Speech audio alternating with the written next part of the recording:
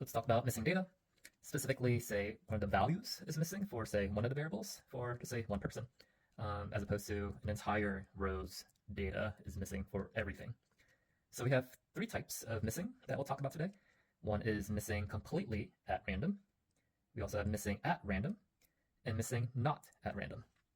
So let's start with some definitions. So missing completely random means the missingness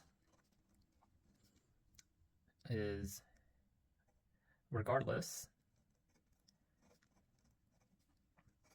of the value or other variables. So it's missing, completely at random. Basically, it doesn't matter what the value is, doesn't matter who it came from, doesn't matter if it was male or female, city, urban, it's just randomly missing. So what's an example scenario? Let's say there's a data entry person, let's say data entry assistant, just forgets to input one of the cells. No reason for forgetting, just happens to forget. So again, completely random, nothing to do with the values or any of the other variables that person may have. Moving on, what's missing at random?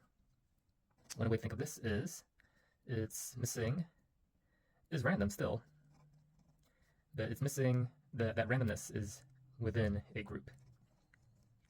So what's an example? Let's say you're looking at weight, and let's say it tends to be missing a bit more among obese patients.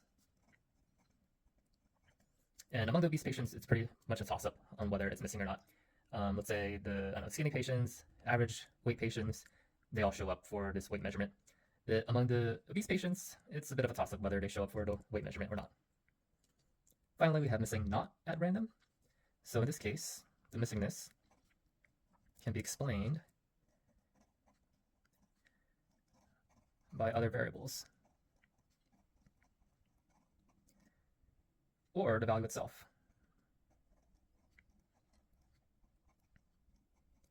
Basically, the complete opposite of this.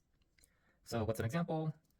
Let's say anyone that weighs, say 400 pounds, breaks the scale. So we don't know the weight, we can't put in a number because the value is over 400 pounds, all those values are missing. So what are some ways to resolve? So one possibility is just drop the observation, that person, altogether. This is probably more appropriate for missing completely at random, since there's no exact reason for that missingness. So since it's completely random, it shouldn't matter in terms of your model. Another way is to assume the worst case value for that missing. And this is actually common in healthcare, actually. So in healthcare, if you're looking at heart attacks or hospital readmissions, if the person doesn't show up in your data, we just assume that they had a heart attack or were admitted to the hospital again. So it's just common practice there. Another way to resolve this is just input the mean value of the variable.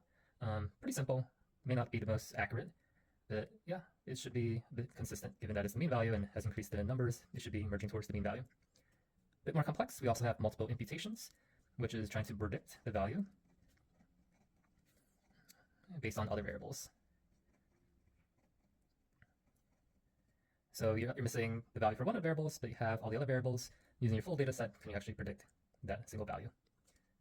And then similarly, you also have nearest neighbors. Look at all the other variables that are not missing, create a nearest neighbor model, and then whoever is the nearest neighbor for that missing observation, and just pull in the missing value from the surrounding neighbors or the nearest neighbor.